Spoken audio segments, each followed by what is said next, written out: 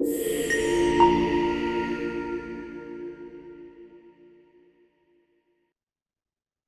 allons lire dans Ésaïe chapitre 53, verset 3 jusqu'au verset 6, si vous pouvez vous tenir debout.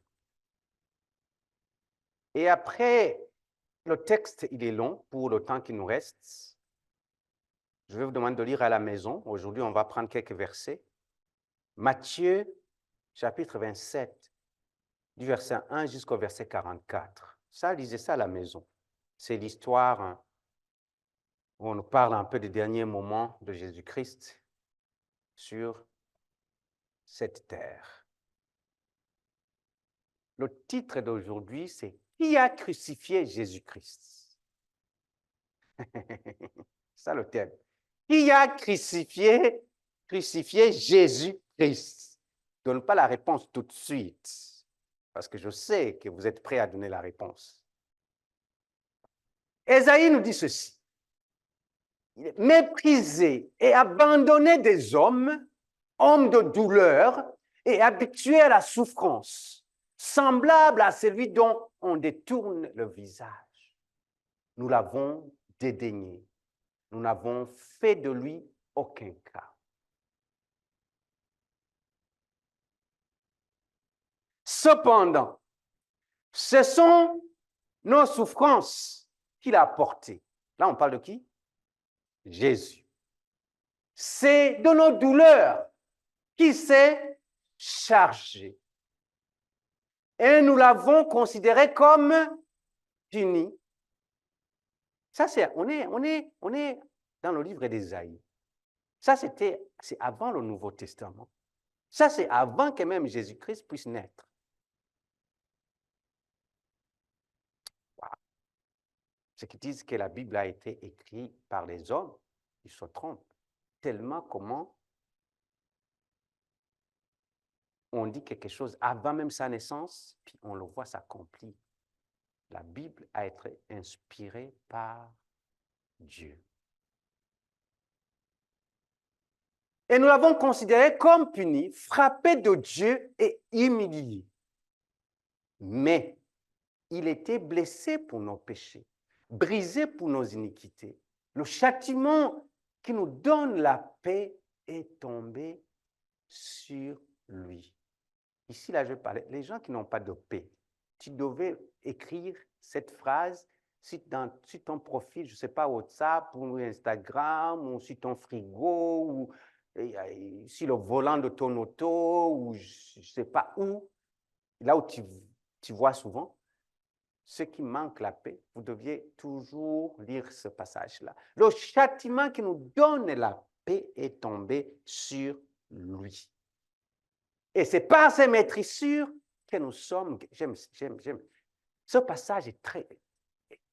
Il renferme de vérités théologiques innombrables. Alors, c'est par ces maîtrissures que nous sommes guéris. Verset 6. Nous étions tous errants, comme des brebis, chacun suivait sa propre voie, et l'Éternel a fait retomber sur lui l'iniquité de nous tous. Amen.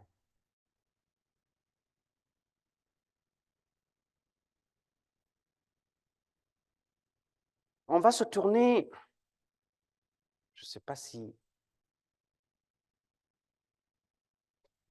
Tendre Père, merci. Merci encore pour cette parole. Merci pour ce moment, cette opportunité que tu nous donnes de pouvoir être dans ta présence en tant qu'une famille. Nous sommes une famille éternelle, Dieu de gloire. Seigneur, nous prions, Seigneur, que toute personne qui est venue ici puisse recevoir quelque chose de toi. Seigneur, tu dis dans ta parole que personne n'est venu dans ta présence et retourner comme elle est venue. Je déclare que mon frère, ma sœur ce matin ne vont pas retourner comme ils sont venus. Fais quelque chose sur leur vie. Ajoute quelque chose sur leur vie. Réponds aux questions qu'ils ont, éternel Dieu de gloire. Sois leur Seigneur. Au nom puissant de Jésus. Amen. Vous pouvez vous asseoir dans la présence de notre Seigneur. Je vous ai dit de lire à la maison Matthieu chapitre 27, verset 1 jusqu'au verset 44. Pourquoi? Parce qu'on n'a pas assez de temps pour pouvoir tout lire Mais on va utiliser ce texte pour pouvoir parler du message d'aujourd'hui. Qui a crucifié Jésus-Christ? C'est la question qui nous est posée aujourd'hui. C'est la question qui nous est posée aujourd'hui. Vous savez, c'est bien beau de parler de la croix de Jésus, mais ce que je remarque, c'est que malheureusement, dans ce monde où nous vivons, on est trop dans la décoration, et cette décoration nous amène à adopter le signe de la croix, et on l'adopte d'une façon n'importe comment. Amen. N'importe comment. Tu vas voir ce qu'on a attrapé des criminels qu'on a attrapés qui étaient en train de tuer des gens, tu vas voir qu'ils ont des tatous avec une croix. Alors qu'on l'a attrapé, il était parti tuer quelqu'un. Tu vas voir celui qu'on a attrapé en train de dérober les banques, qu'il avait une croix. Une chaînette avec une croix. Alléluia.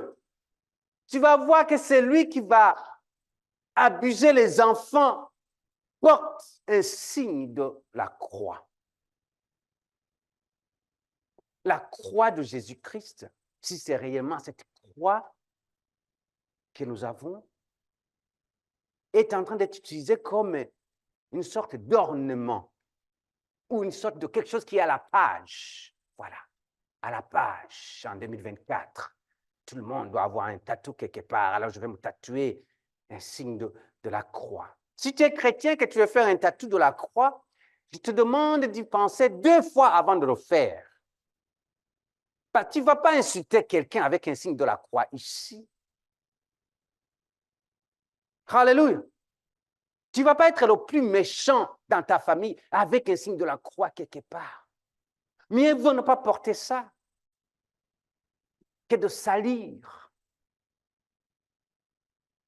la croix de Jésus-Christ. Vous savez, la croix de Jésus-Christ est beaucoup plus qu'un signe sur les cloches des bâtiments des églises. Alléluia. La croix est un tournant de toute une histoire, d'ailleurs de toute l'histoire de l'humanité. Il y a tellement de bâtiments d'église avec des croix allumées, des croix, mais réellement, ce qui se passe à l'intérieur de ce bâtiment n'a rien à voir avec la croix. Alléluia. Il y a des bâtiments des églises qui, il y a quelques années, étaient des églises, mais maintenant, ils ont été vendus, maintenant tout ce que... Mais ils n'ont pas voulu enlever la croix et la cloche. Ils sont toujours là. Et à l'intérieur, c'est d'autres choses qui se passent là-dedans, qui n'ont rien à voir avec la croix de Jésus-Christ. Amen. Amen. Alors, la croix, pour nous, les enfants de Dieu, c'est le témoignage de Dieu sur le caractère pécheur de la nature humaine. La croix, on peut dire que la croix est la plus puissante démonstration de l'amour insondable de Dieu. C'est la plus puissante démonstration de l'amour insondable. Quand on parle de l'amour, vous savez, on utilise ce mot-là, je t'aime, je t'aime, je t'aime. C'est devenu comme une sorte on est trop dans l'émotion. Hein? Love, love, partout, love, love, love, love. Je t'aime. Mais il y a une différence entre je t'aime Big Mac et je t'aime mon enfant et je t'aime ma chérie. Mais tous ce sont des je t'aime. L'amour. L'amour que tu as envers le Big Mac ou la poutine, ce n'est pas le même amour que tu devais avoir envers ta famille. Parce que le Big Mac, tu l'aimes, ou la poutine, tu l'aimes parce que tu as faim. Essaie de manger la poutine, puis tu es rempli, puis on te montre notre poutine. Tu n'as même pas, tu as envie de prendre ça, de mettre ça dans la poubelle. Pourquoi? Parce que tu es rassasié. Mais l'amour que tu dois avoir envers ton frère et ta soeur, ce n'est pas un amour où tu vas être rassasié. C'est un amour qui est patient. Alléluia. Tu l'as aimé aujourd'hui, tu vas l'aimer demain. C'est ton frère, c'est ta soeur. Tu vas l'aimer après-demain. Tu l'as aimé aujourd'hui, quand il t'a donné le cadeau, tu vas l'aimer l'année prochaine quand il ne va pas te donner le cadeau. Alléluia. Tu l'as aimé parce que c'est ton père ou c'est ta mère. Mais tu vas l'aimer aussi quand ils vont te corriger. Parce qu'ils restent tes parents. Alléluia. Tu vas l'aimer parce que c'est ta chérie ou c'est ton chéri, pour ceux qui sont mariés. Et que tout va bien. Mais tu vas l'aimer aussi quand tout va mal. Oh, ça, je n'ai pas entendu. Amen. Quand tout va mal, ça ne sera pas le temps de dire crucifie-la ou crucifie-le dans la maison. L'amour. L'amour de Dieu va au-delà de tout ce que je viens de vous parler. C'est l'amour insondable. Tu ne peux même pas le démontrer. C'est l'amour pendant que toi, tu l'as oublié, il t'aime. Pendant que toi, tu ne veux rien savoir de lui, il t'a aimé. Car avant que tu puisses naître, il s'est chargé de ta paix. Il s'est chargé de ta joie. Il s'est chargé de ta maladie avant que tu tombes malade. Ah.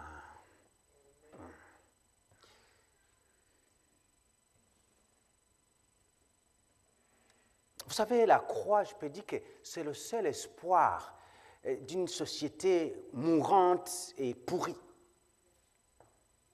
que nous sommes en 2024. C'est le seul espoir, la croix, de cette société que nous voyons, qui est pourrie, qui est mourante. Une société qui est dépourvue de tout sens.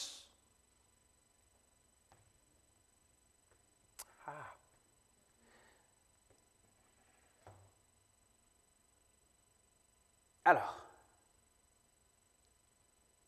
quand on parle de la crucifixion, on parle de Jésus-Christ à la croix. On ne parle pas du signe de la croix. Parce que ce signe de la croix que tout le monde porte, que tout le monde veut se tatouer, ça représente un amour infini de Dieu. Parce que sur ce signe-là, Jésus-Christ y a été crucifié. Une croix sans le message de Jésus-Christ crucifié, ce n'est pas une croix, mais c'est un symbole. Alors, la crucifixion était censée être terriblement horrible.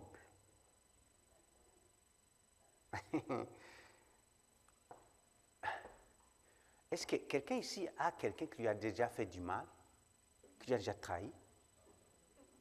Non? Karen, il n'y a personne qui n'a jamais fait du mal? C'est les autres, ok.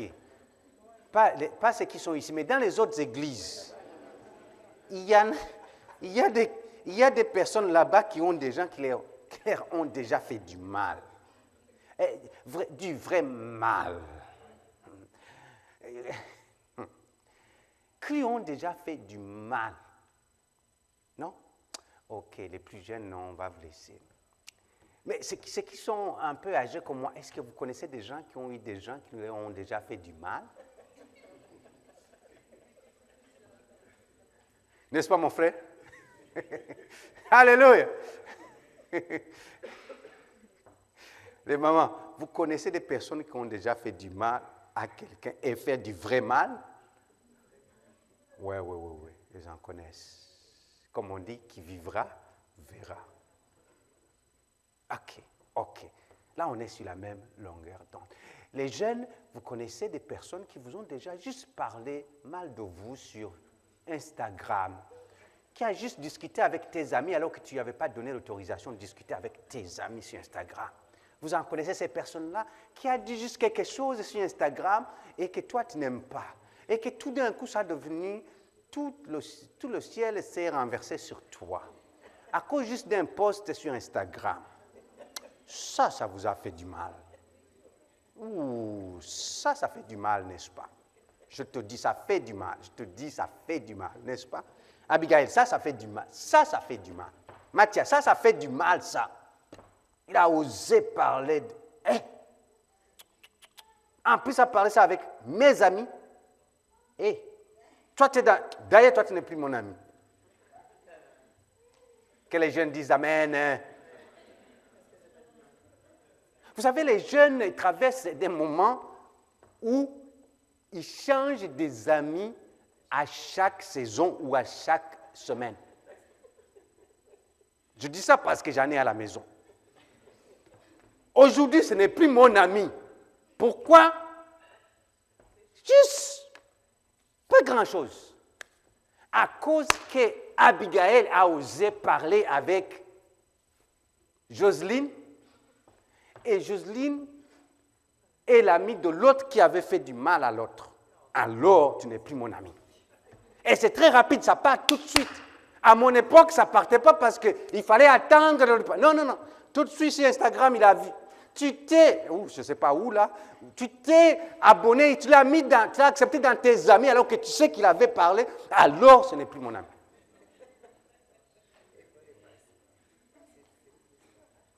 Les jeunes, je vous aime beaucoup, vous êtes trop en avance. Trop en avance. Alléluia. Mais essayez de ne pas changer trop d'amis souvent. Amen. Essayez d'aimer vos ennemis et de pardonner ceux qui vous font du mal. Ça, c'est la base de la personne que vous deviendrez demain. Le leader, la maman, le papa que vous deviendrez dans 10 ans, dans 15 ans. OK? Parce que, je ne sais pas pourquoi je dis ça, parce que cette atmosphère, cette éducation d'abandonner facilement et rapidement va faire que tu ne seras pas capable de garder un emploi ou un business pendant plus qu'1 an. Parce que tu n'es pas habitué à vivre des oppositions, tu lâches tout de suite. Okay? Cet esprit de vouloir abandonner tout de suite tes amis vont faire que tu ne pourras pas finir l'université parce qu'il y a eu quelqu'un dans ton cours ou un prof dans ton cours que tu n'as pas aimé et tu vas abandonner le cours à cause que tu n'as pas appris à persévérer quand les choses vont mal. Amen. Que Dieu vous bénisse les jeunes. Ça, c'était votre message. Alors, Jésus est resté accroché à la croix pendant combien de temps vous pensez? Il est resté accroché à la croix pendant 6 heures de temps. Imaginez-vous, qu'est-ce que ça représente? Imaginez-vous là, imaginez-vous. Imaginez-vous la croix. Est-ce que vous voyez la croix, c'est quoi? Pendant 6 heures.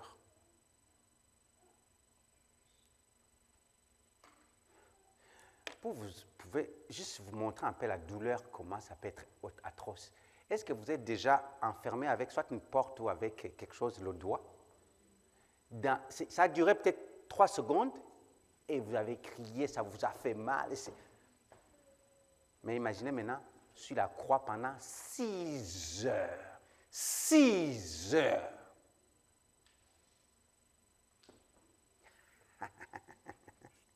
OK.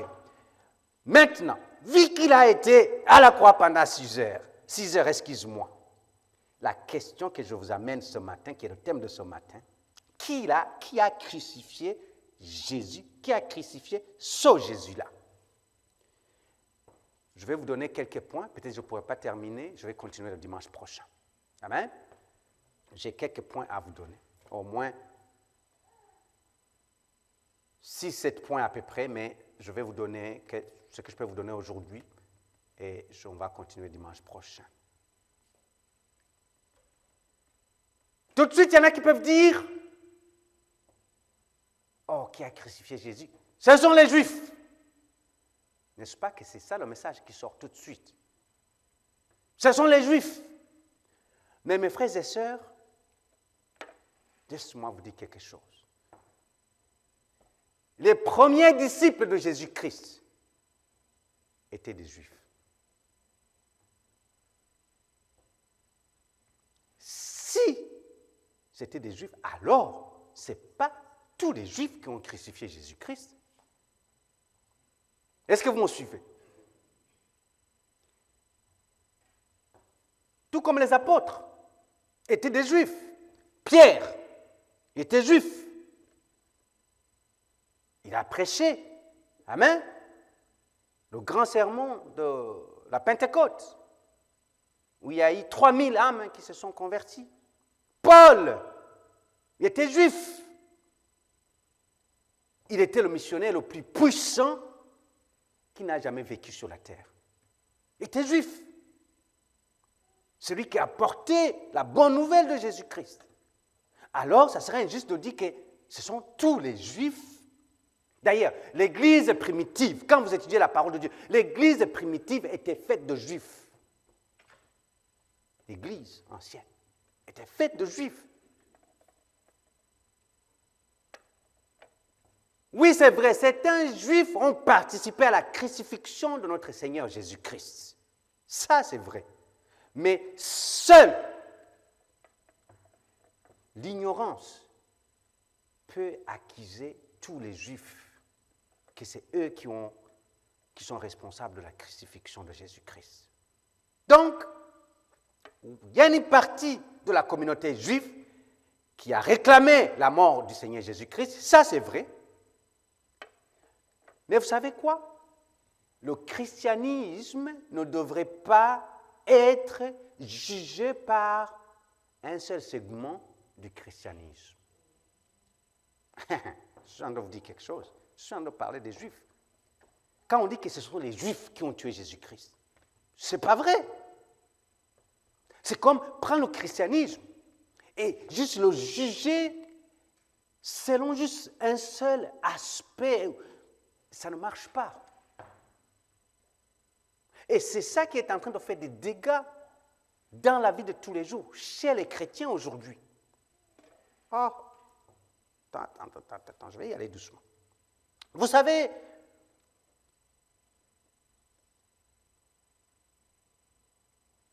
quand vous allez dans l'église, vous allez entendre des personnes qui disent « Ah, moi là, j'ai arrêté d'aller à l'église. » Pourquoi? Parce qu'à l'église, non, il n'y a pas l'église ici, mais les autres qui vont dans notre église. Et là, parce qu'ils sont méchants. Parce que là-bas, ils te parlent comme si, ils te traitent comme si... Là-bas, il n'y a pas d'amour, là-bas, il n'y a pas ceci et cela. Si le christianisme devait être jugé par ça, ça serait injuste. Ce n'est pas dans toutes les églises. Même pas dans toutes les églises. Ce n'est même pas dans l'église où il s'est produit ça. Ce n'est pas tout le monde dans cette église-là. Il y a peut-être un seul élément qui l'a fait. Et le diable, il vient se cacher dans l'église. Alors que tu as une mauvaise expérience avec un frère, une sœur de l'église, ça ne signifie pas que le christianisme, ça va mal. Moi, je ne vais plus aller à l'église. J'abandonne complètement parce que même à l'église, il y a des hypocrites, il y a ceux qui font du mal. Ça ne marche pas. J'ai déjà entendu ça plusieurs fois. Avez-vous déjà entendu ça? Moi, je ne vais pas à l'église parce qu'à l'église, ils sont méchants. Je suis désolé. Ce n'est pas tout le monde dans l'église où tu as été qui était méchant. Peut-être il y a une ou deux personnes qui ont été méchantes, mais ce n'est pas toute l'église. Alors, on ne peut pas développer un esprit d'antisémitisme. OK? Vous savez, l'antisémitisme n'est pas né de la crucifixion de Jésus-Christ. Non, ce n'est pas né de la... C'est la haine contre les Juifs, quand on parle de l'antisémitisme. La haine contre les Juifs. C'est né du cœur méchant des hommes pécheurs. C'est là où ça vient l'antisémitisme. Alors, au cours de 2000 ans, les 2000 ans qui viennent de passer, les Juifs ont subi des persécutions, c'est vrai, inavouables, ça je peux vous le dire. Mais la croix n'a jamais enseigné la haine contre les Juifs. Alors, quand vous entendez quelqu'un qui dit que celui qui a crucifié Jésus-Christ, ce sont les Juifs, c'est pas vrai, c'est pas vrai, c'est pas vrai. Ce sont les cœurs méchants des hommes qui sont pécheurs. Ok. La croix, ça enseigne l'amour, ça enseigne la réconciliation. La croix, c'est la miséricorde. Ça n'a rien à voir avec la division. Aucun chrétien ne pourra jamais haïr quelqu'un pour qui Jésus est mort. Aucun. Mais dans l'Église, on va se haïr des fois, pas ici, dans les autres églises.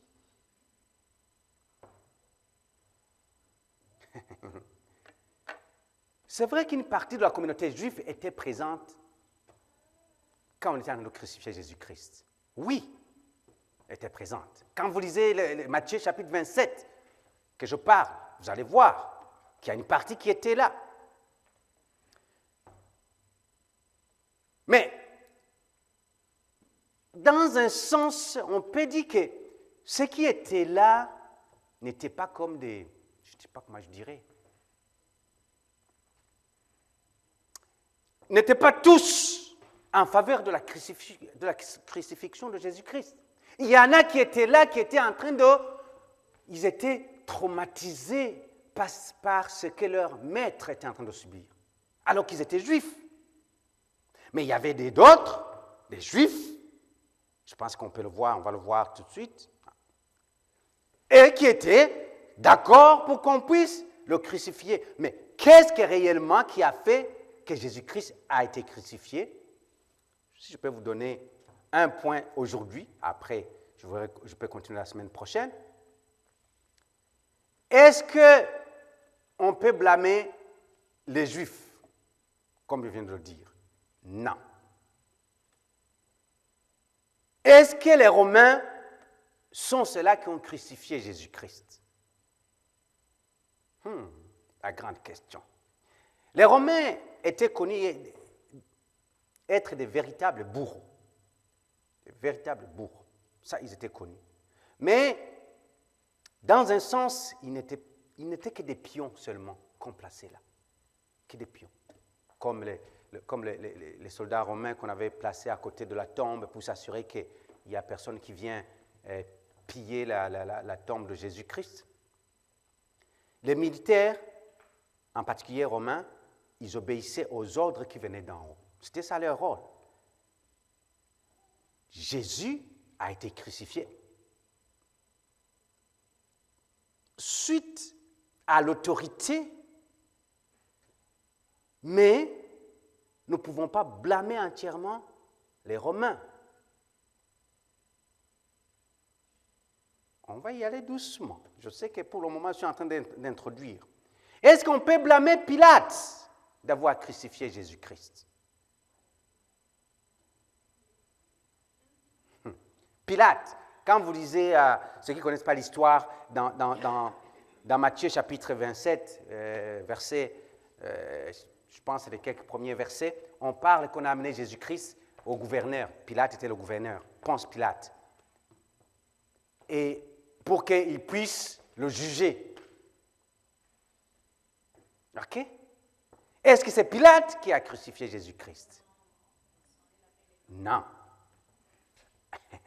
Non. Mais est-ce que Pilate a une part à la crucifixion de Jésus-Christ? Ah, ça je suis content. Vous pouvez rentrer à la maison, puis célébrer, c'est que je vois que vous connaissez la parole de Dieu. Il a essayé de se laver la main, Pilate, et de protéger son innocence. OK? On ne peut pas dire que Pilate était le seul coupable de la crucifixion de Jésus-Christ. Alors, ce n'est pas seulement le peuple juif, ni les Romains seuls, ni les soldats seuls, ni Pilate seuls qui ont crucifié Jésus-Christ. Parce que souvent, quand nous lisons la Bible, c'est ce qu'on nous présente.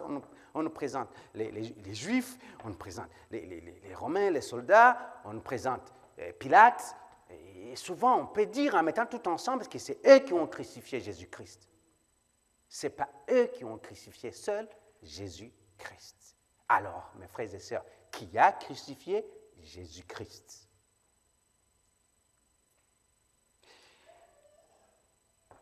Il est mort pour les péchés de toute l'humanité. Ça, il faut l'avoir dans vos cœurs. Au verset 5, je pense, il en parle au verset 5, dans Ésaïe. Verset 5 nous dit, « Mais il était blessé pour nos péchés, brisé pour nos iniquités. Le châtiment qui nous donne la paix est tombé sur lui. Et c'est par ses maîtrissures que nous sommes guéris. » Donc, il est mort pour les péchés de toute l'humanité. Nos péchés étaient, regardez ceci, nos péchés là étaient comme des clous. Okay? C'était comme des clous qui le retenaient sur la croix. Alléluia.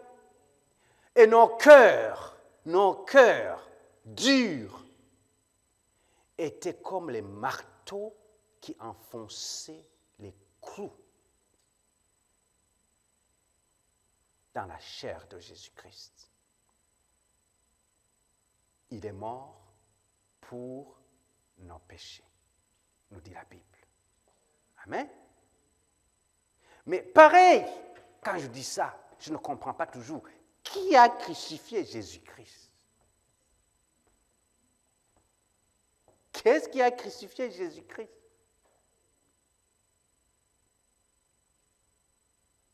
On vient de voir la raison pourquoi. Mais qu'est-ce qui a crucifié Jésus-Christ? Je vous laisse aller à la maison avec ça. Ok, vous me donnez 5 minutes. Ok. En d'autres termes, quels sont dans la nature humaine, qu'est-ce qui peut nous conduire, nous amener à dire ce qui a crucifié Jésus-Christ? Dans Matthieu 27, maintenant, nous allons découvrir qu'un échantillon représentatif, il va y avoir, on va tirer là-dedans, un échantillon représentatif, verset 1 jusqu'au verset 44, il y a un échantillon représentatif de l'humanité, amen, qui était présent à la crucifixion de Jésus-Christ. C'est dans Matthieu 27 qu'on va le trouver. Alors, dans le message d'aujourd'hui, je vais vous donner peut-être 1 ou 2 points des différentes attitudes qui ont crucifié Jésus-Christ. Vous allez être étonnés. On pensait pointer du doigt les Juifs, les Romains, Pilate. Alléluia.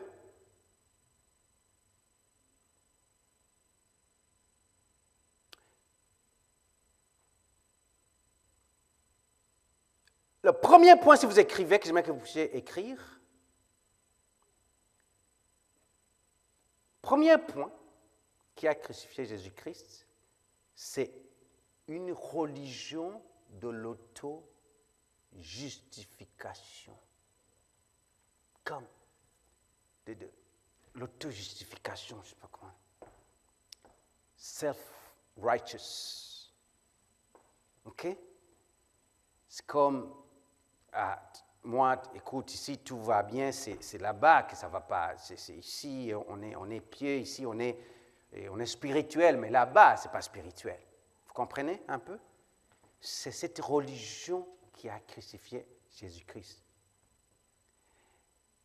Et c'était qui? C'était les chefs religieux. Les chefs religieux. Beaucoup d'entre eux étaient des pharisiens, mes frères et sœurs. Et est-ce que vous connaissez c'est qui les pharisiens? Hein? Les pharisiens étaient les plus religieux des religieux. Si vous connaissez des religieux, ça n'a rien à voir avec les pharisiens. Si on pouvait vous amener voir qu'est-ce que c'est les pharisiens, allez faire l'étude biblique. Essayez de comprendre les pharisiens, comment ils étaient. Vous allez être étonné des pharisiens. C'était les religieux depuis... Tout ce que tu peux imaginer que quelqu'un peut être religieux, ça n'a rien à voir avec les pharisiens. Ils étaient les plus religieux qui puissent exister. Juste pour vous donner quelques exemples des pharisiens, comment ils vivaient, ils observaient tellement le jour de sabbat, avec beaucoup de détails et de soins, les pharisiens. Vous vous rappelez, quand ils étaient avec Jésus-Christ, comment ils étaient toujours sur des petites choses, pour le coincer sur les petites choses. Oh, tu as mangé sans laver les mains. Oh, tu as été ici dans une maison de... Oh, tu as fait ceci, tu as fait cela. C'était les pharisiens. C'est ce que j'appelle la religion de l'auto-justification. Les pharisiens, tellement qu'ils observaient le sabbat, vous savez, ils ne mangeaient pas un œuf qui a été pondu le jour du sabbat. Pour vous dire combien ils étaient religieux plus que les religieux, les pharisiens. Ils ne mangeaient pas un œuf qui a été pondu le jour du sabbat. Non. Non. Vous savez, s'ils avaient comme... Si quelque chose avait troué sa chaussure, je ne sais pas quoi, une punaise dans la chaussure des pharisiens, et que c'était le jour du sabbat, ils gardaient, ils marchaient avec, ils ne pouvaient pas l'enlever pour ne pas travailler le jour du sabbat. Pour vous montrer combien les pharisiens étaient des religieux. Je ne sais pas si vous comprenez le niveau auquel ils étaient, les pharisiens.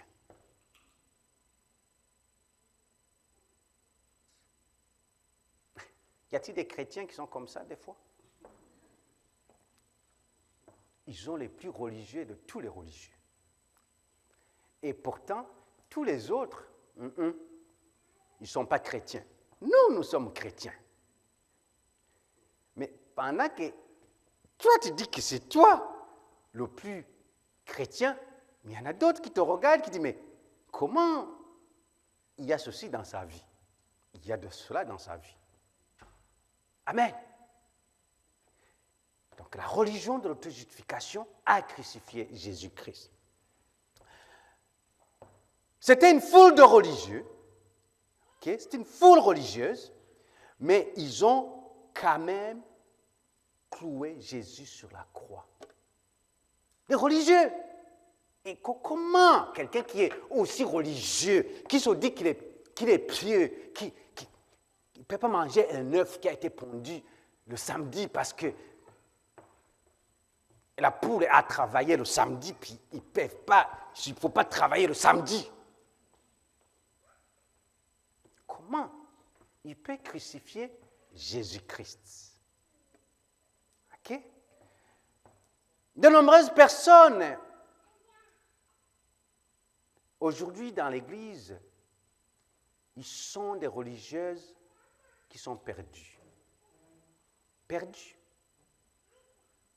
Ils se disent chrétiens, mais ils sont perdus.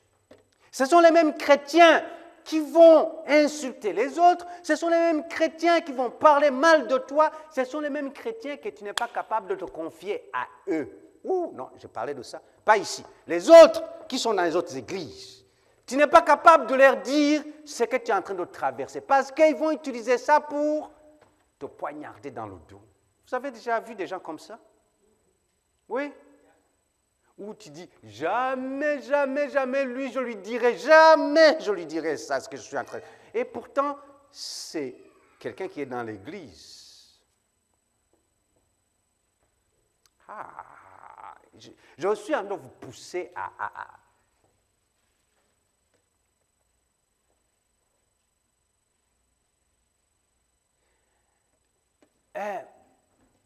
dans l'Église, on trouve des chrétiens aussi qui sont perdus à cause. Ils ont compris la chrétienté, le christianisme comme une sorte de rituel. Qu'est-ce que je veux dire par là? Vous allez voir des personnes qui sont dans l'Église. ils ont l'esprit, ils te disent qu'ils ont l'esprit tranquille. Pourquoi? Parce que ils se présentent à l'église et ils ont les mains comme ça, ou ils ont couvert la tête, ça montre qu'ils sont chrétiens. Ils s'assient dans l'église et ils montrent qu'il ne faut pas trop danser parce que ce n'est pas spirituel dans l'église, il ne faut pas trop bouger, il ne faut pas trop... Hein? Je ne sais pas si vous connaissez ça. Ah, non, arrêtez d'être des hypocrites. J'étais dans les églises. Quand on parle des religieux, quand tu entres, sois droit comme un clou. Pour t'asseoir, assis-toi doucement. Il ne faut pas que la chaise fasse du bruit ou bouge, sinon ce n'est pas spirituel. Pour parler, quand je te rencontre, je dis « Comment ça va mon frère? Comment ça va ma soeur ?» Il faut que tu répondes « Très bien par la grâce de notre Seigneur Jésus-Christ. » Alors que ça va mal. Hell is breaking loose.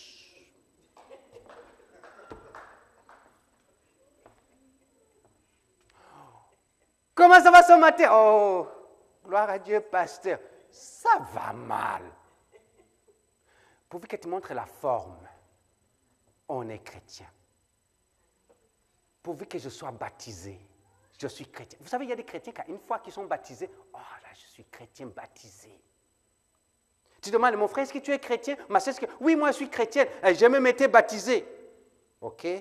C'est quand la dernière fois que tu as été à l'église? Moi, les affaires d'aller à l'église, mais moi, je sais que j'ai été baptisé.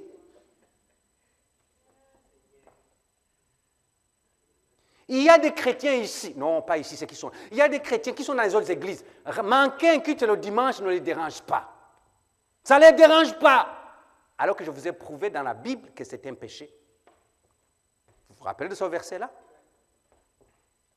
Celui qui sait faire du bien et qui ne le fait pas, il a péché. De la même façon que celui qui a tué. Ne me dis pas qu'il y a un péché qui pèse 500 kilos, il y a un péché qui pèse 2 kilos. Non.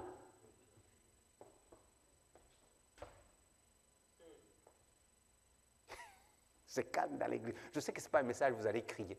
Dimanche passé, vous avez crié, je sais. Vous êtes tenu debout. J'ai même dit, vous dites, hachez-vous. Mais aujourd'hui, vous n'avez pas sauté parce que je suis en train de marcher sur vos plates-bandes. Alors, la religion de l'autojustification. Un pharisien peut paraître bon à l'extérieur, mais une fois que tu l'apprivoises et que tu sais qui il est, tu es étonné comment il se dit que c'est quelqu'un qui connaît Dieu, un religieux. Son cœur est toujours tordu. Vous savez, Dieu regarde le cœur. L'homme regarde ce qui frappe l'œil. Dieu regarde le cœur. Ce n'est pas la personne... Écoute, moi-même, je ne sais pas. Ce n'est pas parce que je me tiens ici en avant que je suis le plus saint de tous ici. Dieu regarde... Vous pouvez dire, oh, non. Si ma vie n'est pas... Je ne donne pas la place à mon Seigneur Jésus-Christ dans ma vie, Dieu me regarde et Dieu a pitié de moi là où il est. Ce n'est pas parce que tu chantes ici en avant que tu es spirituel. Non. Peut-être que tu es moins spirituel que le petit garçon qui se tient debout là-bas en arrière.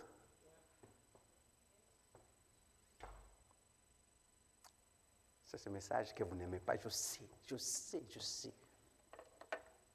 Les gens doivent se détourner de la religion. Vous devez vous détourner de la religion. Ce n'est pas le baptême qui va t'amener au ciel. Ce n'est pas l'apparence, parce que tu marches bien, tu t'assois, qui va t'amener au ciel. Il y en a même qui pensent que donner l'offrande et la dîme, ça va t'amener au ciel. J'en ai connu des frères et sœurs. Ils peuvent faire tellement du mal, mais quand c'est le moment de donner la dîme et l'offrande, ils vont amener. Ils peuvent ne pas venir à l'église, ne pas être présents. Ils peuvent... J'en ai connu. Je ne vais pas en parler ici. Oh, un frère, il vient, il donne, et il arrive à la maison, il est en train de taper sa femme. Et alors que c'est un chrétien dans l'église. Quand je lui ai dit, écoute, ne donne même pas ta dîme ou ton offrande à l'église si tu fais ça. Il ouvre gros les yeux comme ça. Non, ça c'est pour que moi je puisse acheter mes bénédictions avec Dieu. Vous savez quoi? Je préfère que tu ne donnes pas ta dîme et ton offrande à l'église, mais que tu vis bien avec les autres. Et tu vas donner ça une fois que tu sais que Dieu va agréer ta dîme et ton offrande.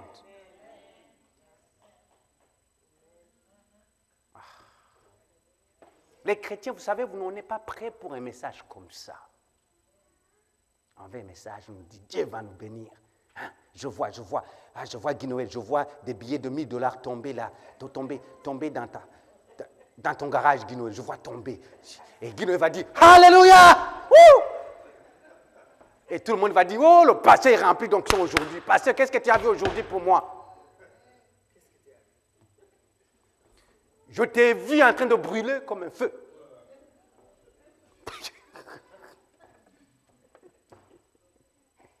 Alléluia.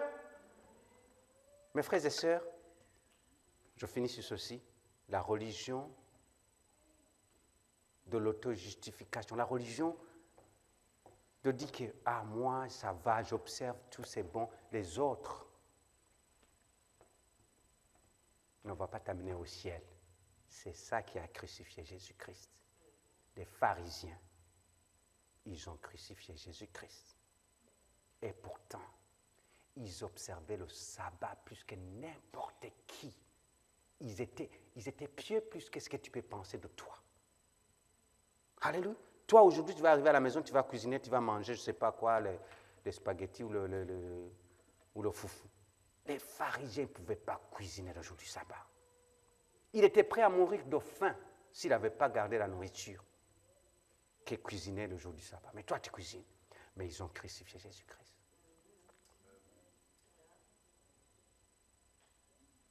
Quelle est ta relation avec Jésus? Alléluia. Tu es trop chrétien, c'est bon.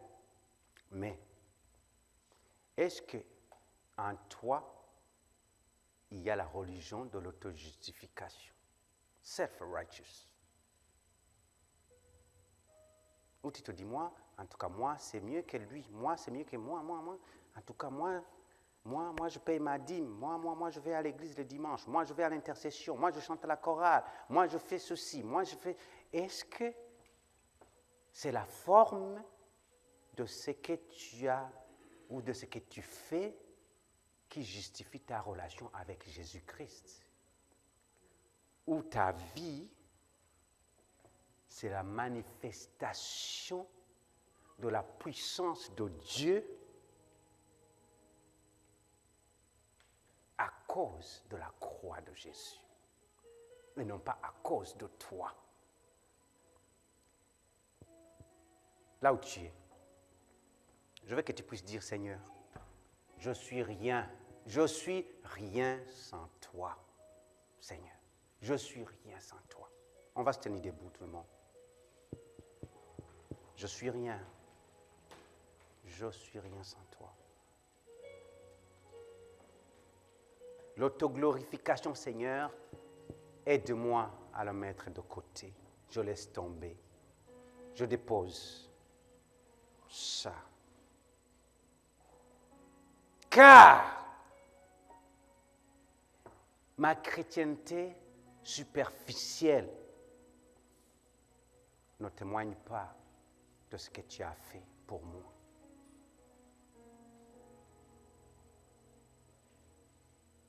Ta vie spirituelle, certains d'entre vous, vous avez été une pierre d'achoppement pour quelqu'un qui vous a vu dans l'église et une personne a été découragée dans l'église. Je ne suis pas en train de condamner quelqu'un, mais si ta vie spirituelle l'a été, c'est le moment que tu puisses te repentir.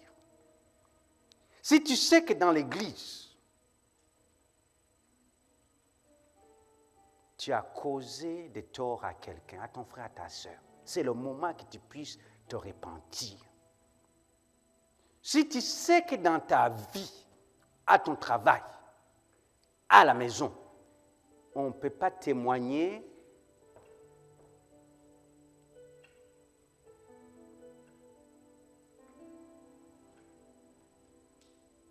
de ta chrétienté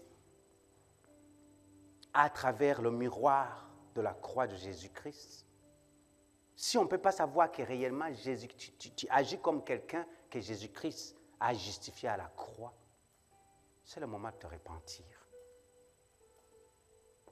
La Bible nous dit de vivre en paix avec tous. Jésus a été crucifié. Certains d'entre nous, nous continuons à le crucifier encore. Dépose cela. Demande pardon. L'orgueil est une des choses.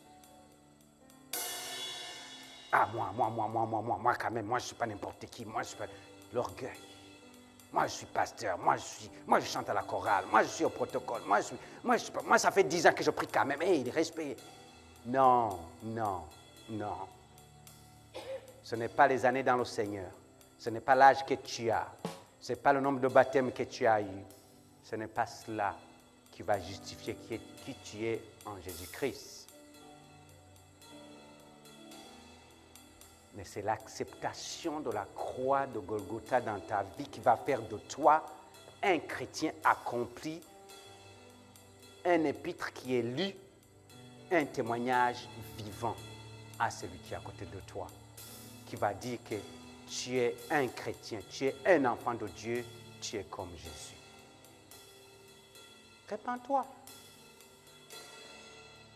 Seigneur, nous voici. J'amène mon frère et ma sœur, éternel Dieu. Je sais que nous sommes une famille. Seigneur, je soutiens toute personne ici présente, éternel Dieu, qui a encore un problème à être le témoignage de ce que toi tu es. Seigneur, quelqu'un qui est ici, éternel Dieu, que quand il regarde sa vie, quand il regarde sa colère, quand il regarde, Seigneur, ses bases, ses principes dans sa vie, éternel Dieu ne s'aligne pas avec ta parole. Seigneur, aide cette personne, libère cette personne, donne un cœur d'amour, donne l'humilité, Seigneur, à ses frères et sœurs. Merci Jésus. Donnez-nous un cœur pour pardonner.